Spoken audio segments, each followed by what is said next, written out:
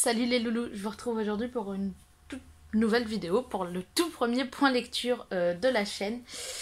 Comme vous pouvez voir, l'étagère là est complètement vide parce que je suis en train de réorganiser ma bibliothèque. Et même là vous pouvez le voir, là ce sera les livres anglais, c'est tout ce que je sais. C'est le seul truc que je sais, c'est que là ce sera les livres anglais. C'est tout. Voire peut-être même que je vais les redescendre à l'étage du dessous.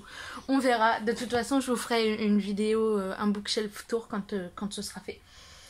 J'ai 5 livres à vous présenter. Je vais essayer de vous les présenter dans l'ordre où je les ai lus. Donc pour ça je me suis équipée de mon reading planner puisque... pour le premier que je vais vous présenter, non.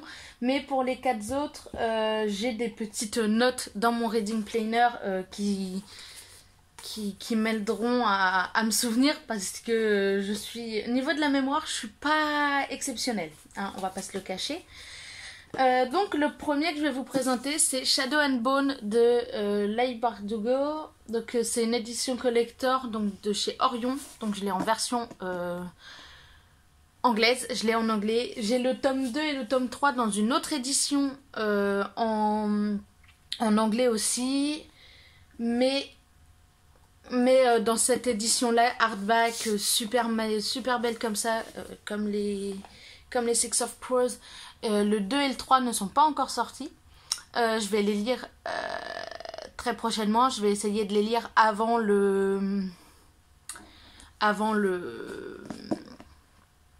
la sortie de la série sur Netflix. Donc, normalement ça devrait le faire. Alors il y a un petit moment que je l'ai lu, donc je me souviens pas de tout. Je sais que j'ai pas mal accroché au niveau des personnages, plus ou moins. J'ai ressenti pas mal d'émotions, vraiment. Après, je vous en parlerai quand je vous aurai fait plus ou moins un résumé. Mais ouais, non, il y a des personnages avec lesquels je suis moins sûre, quoi. Donc, dans Shadow and Bone, on suit... au début, on est avec Mal et Alina, qui sont enfants, et qui se font tester pour savoir si c'est des Grisha. Au final, aucun des deux ne semble avoir de pouvoir, et on les retrouve bien plus tard. Ils ont grandi, chacun enfin, ils sont plus ou moins toujours ensemble. Mal fait partie de l'armée, de leur monde, quoi. Et Alina fait des cartes. Cartographe, je crois. J'ai les mots en anglais, mais pas en français, du coup, c'est assez stressant. Sauf que... un jour, il faut le monde est séparé par un espèce de grand rideau noir dans lequel... un grand rideau sombre de brouillard, etc. Dans lequel il y a des bêtes qui peuvent à tout moment te bouffer. Et du coup, c'est un peu compliqué. Et il faut qu'il le traverse pour je sais plus quelle raison. Voilà, c'est compliqué, mais pour les autres, je vais réussir à vous faire un meilleur résumé. Et en fait, ils se font attaquer par les monstres qu'il y a dans le Darkfold, enfin dans le truc, quoi. Et Alina arrive à les sauver par un pouvoir qu'elle ne connaissait pas, enfin qu'elle ne savait pas qu'elle avait, etc.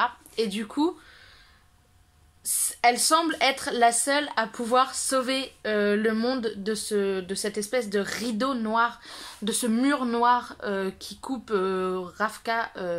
Enfin, non, c'est pas Ravka. J'ai un doute sur... alors attendez.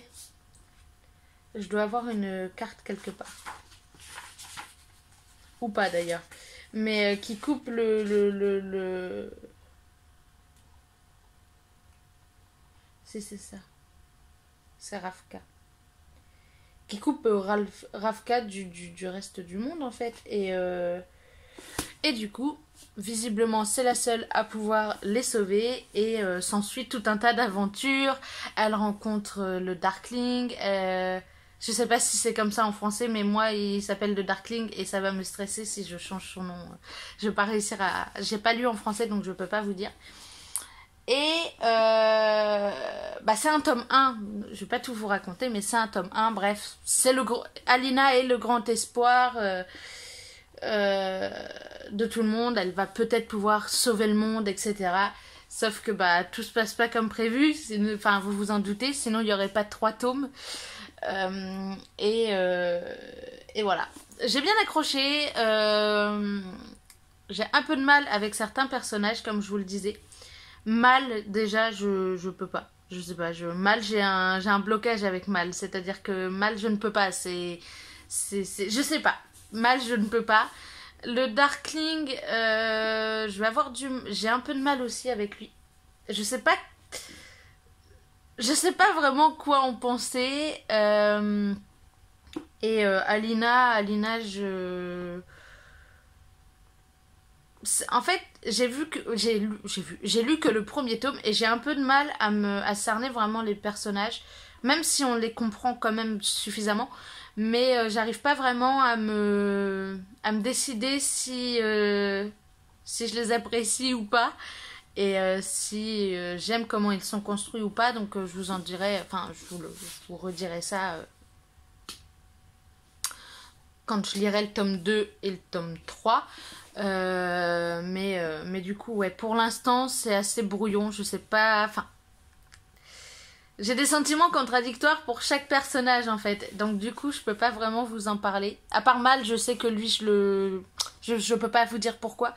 Mais Mal, je ne peux pas l'encadrer, le gars. Je sais pas. Parce que voilà, je ne peux pas, c'est tout. Mais du coup, voilà, j'ai lu le premier tome. Je vais lire le deuxième tome. Peut-être pas cette semaine parce que du coup. Je vous expliquerai juste un peu plus tard. Je suis un peu occupée avec d'autres livres. Mais voilà. J'ai ensuite lu La chasse aux cristaux, le tome 1, L'anneau du naufragé de Alicia Alvarez, paru chez Cranchimère. Chez les éditions Cranchimère. Donc dans cette histoire, on suit Chase Hawkins qui, lors d'un braquage, doit voler un anneau, enfin une bague. Sauf que il se passe un truc, il y a un événement qui se déroule. Et du coup, le temps qu'il ressorte de la bijouterie, il a les flics au cul. Il y a un gros crash, un énorme crash, hein, vraiment. Il est en moto, il se prend un mur et il a un problème avec la bague qu'il ne peut pas retirer. Il ne peut pas retirer la bague qui reste comme accrochée à son doigt. Donc c'est quand même emmerdant. Et il se retrouve dans un monde qu'il ne connaît pas, au milieu d'une chasse aux cristaux qui est une chasse organisée pour changer le roi ou la reine. Je crois que le roi est mort. Je sais plus. Il y a longtemps que je l'ai commencé, je l'ai terminé récemment. Donc voilà, j'ai adoré ma lecture. Et pas seulement parce que je connais l'autrice, hein, vraiment, j'ai adoré ma lecture. Alicia a une plume magnifique, vraiment. Voilà. J'ai pas les mots en fait pour décrire à quel point elle écrit bien, à quel point elle nous fait aimer tous les personnages, plus ou moins. Même s'ils ont des comportements un peu douteux des fois, style Sébastien. Sébastien, je vous jure, Sébastien, je l'adore. C'est un psychopathe, mais je l'adore. Et je sais qu'elle est en cours d'écriture du tome 2, je crois. Je crois qu'elle écrit le tome 2 à l'heure actuelle, ou du moins qu'elle va commencer l'écriture si elle ne l'a pas encore fait. Il y a des secrets, il y a de l'action, il y a beaucoup d'action. C'est un peu un battle royale en fait. C'est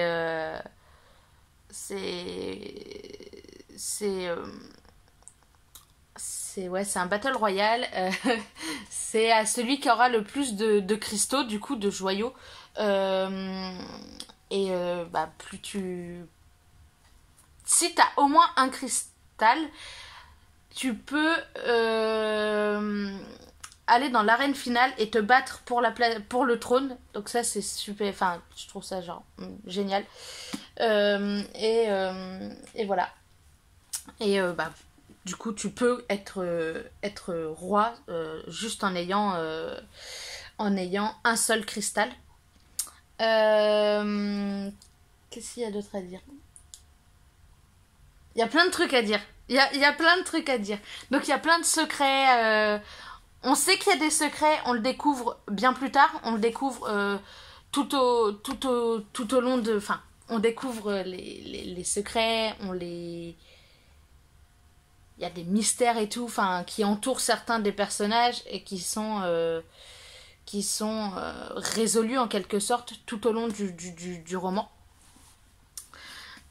Évidemment, le tome 2, j'ai hâte de le lire, vraiment, j'ai hâte de lire. J'ai adoré aussi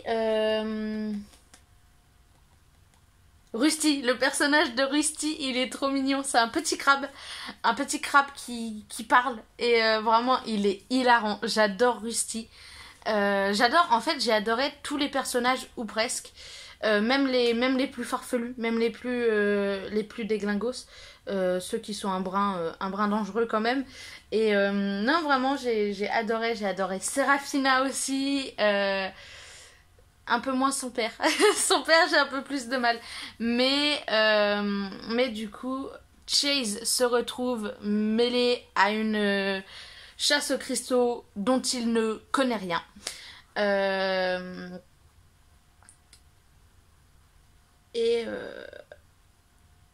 Ouais, je pense que c'est le pire moment pour lui, pendant lequel arriver pendant la chasse aux cristaux alors que tu connais rien des mondes dans lesquels tu es en train de t'aventurer. Je pense que c'est ce qu'il y a de pire. Par chance, il rencontre un participant, et au final il y a une amitié qui se lie, etc. Et du coup, on découvre plein de choses tout au long de trucs. Donc il y a 12 cristaux avec il y a 12 maisons avec 12 cristaux. Chaque maison a son propre animal. Il y a juste une maison qui n'a plus de participants. C'est la maison Certes, enfin la famille Certes, qui a été décimée par les cacas. Qui n'ont plus le droit, eux, du coup, de participer à la chasse aux cristaux, normalement. Et du coup, on suit les aventures de Chase, de Serafina, de Kala et Leyala, je crois. Enfin, on suit les aventures de plein de personnages petit à petit. Il y a Sébastien, il y a Onra, il y a vraiment plein de personnages. Et au début, j'avais un peu peur de me perdre par rapport aux participants de chaque maison. Mais au final, j'ai réussi à m'y retrouver plus ou moins bien. J'ai commencé la lecture en janvier, je crois. Et j'ai lu les 2 tiers du roman. J'ai lu les 2 premières parties du roman. Mais la dernière partie, je l'ai lu là récemment.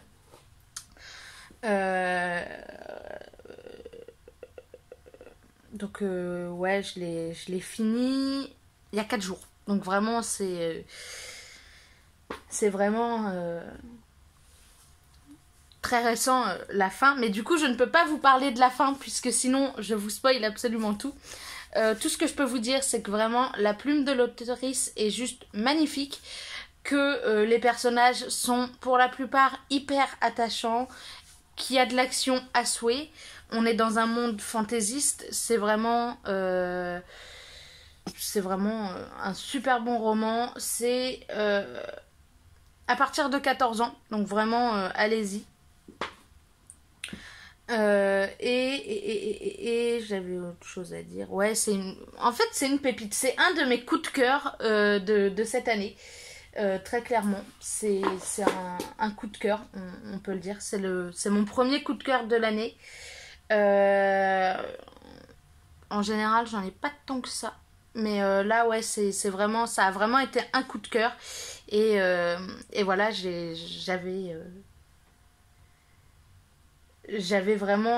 vraiment plongée dans l'univers. quand j'ai repris la partie 3, j'avais peur de pas réussir à m'y mettre vraiment dedans, à m'y remettre à fond. Et au final, ça s'est passé comme sur des roulettes.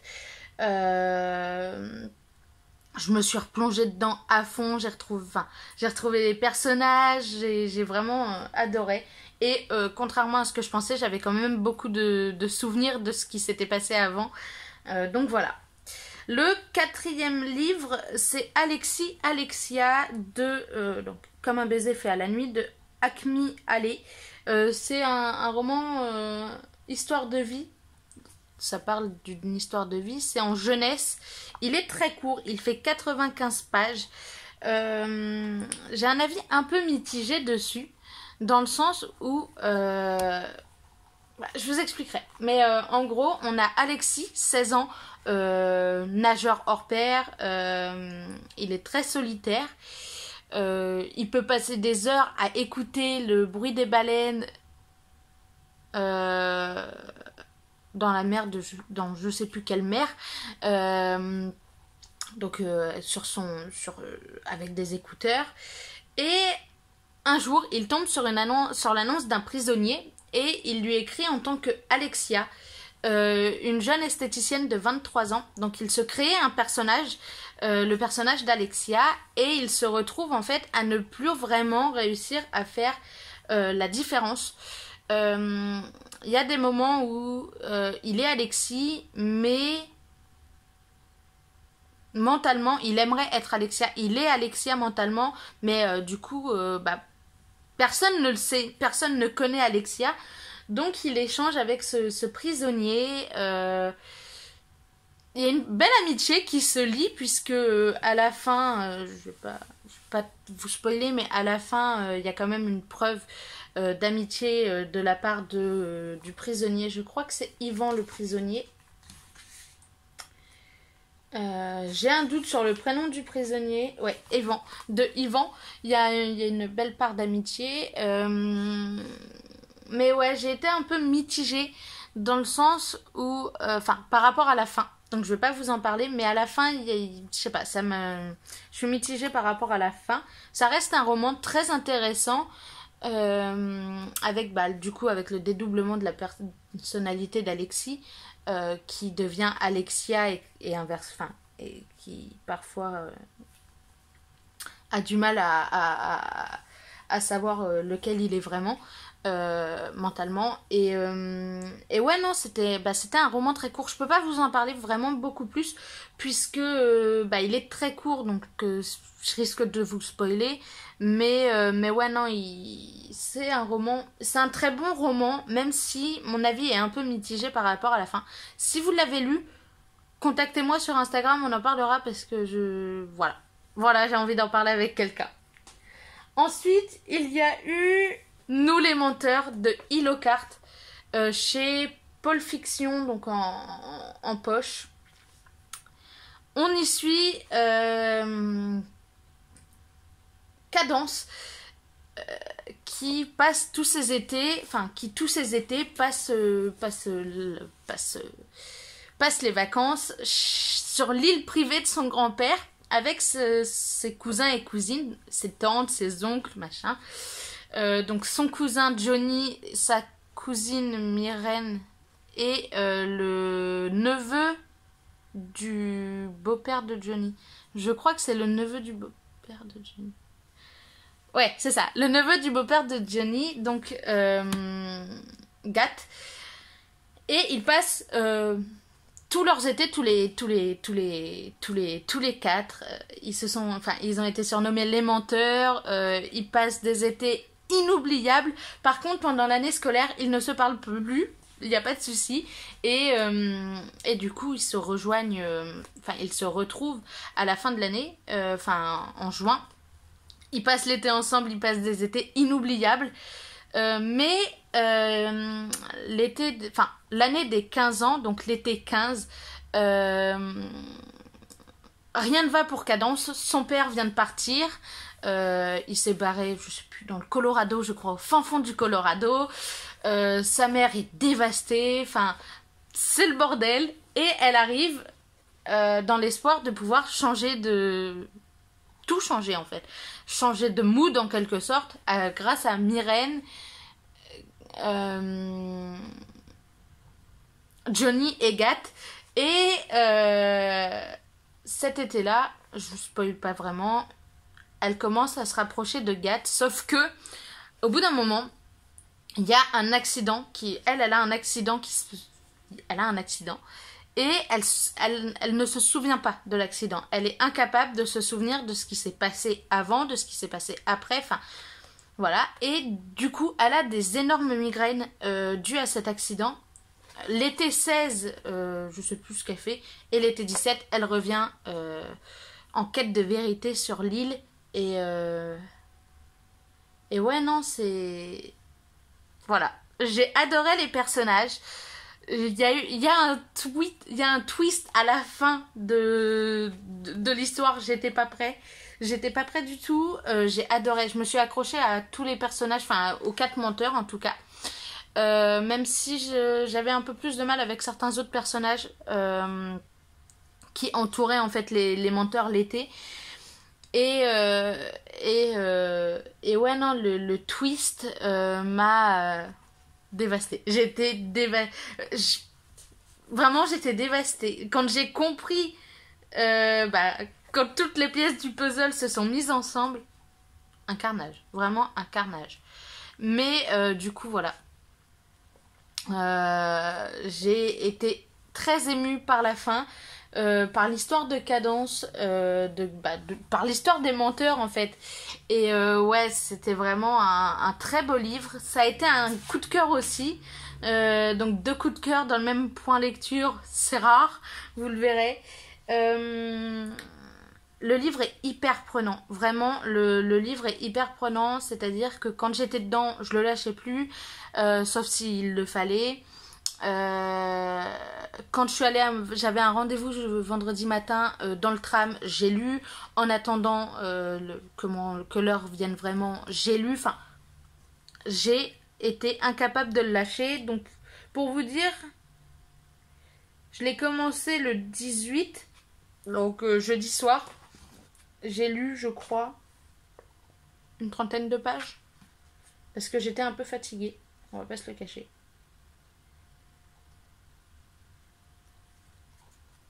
J'étais un peu fatiguée. Enfin, j'avais pas lu énormément.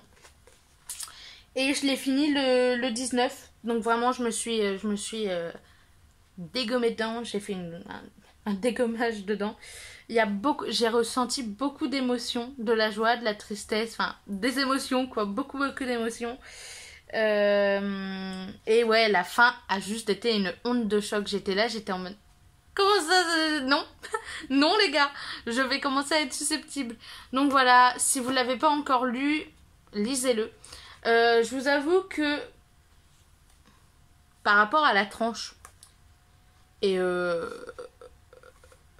l'arrière, j'aurais probablement pas craqué dessus en librairie en temps normal. Sauf que sur BookTok, j'en ai entendu parler et du coup je me suis dit il faut que tu fonces. Il faut que, enfin vas-y, c'est le genre de roman qui peut te plaire. Donc vas-y, je l'ai pris. Et alors là, j'ai pas regretté du tout. J'ai pas regretté du tout. C'est quelqu'un qui me l'a offert parce que, pour X raison. Et vraiment, j'ai pas regretté du tout. Le dernier livre, c'est Holy Lands de Amanda Sturz.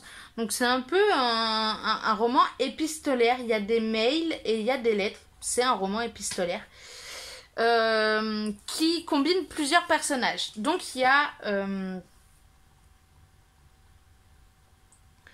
Harry Rosenmurk qui est juif ainsi que toute sa famille, il n'y a pas de souci. Donc on suit Harry qui a ouvert une exploitation de porcs, de cochons, qui est éleveur de cochons en Israël. Allez savoir pourquoi.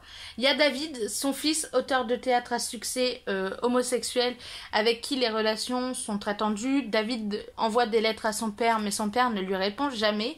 Il y a Annabelle, la sœur de David, qui est en plein chagrin d'amour. Il y a l'ex-femme, donc la mère de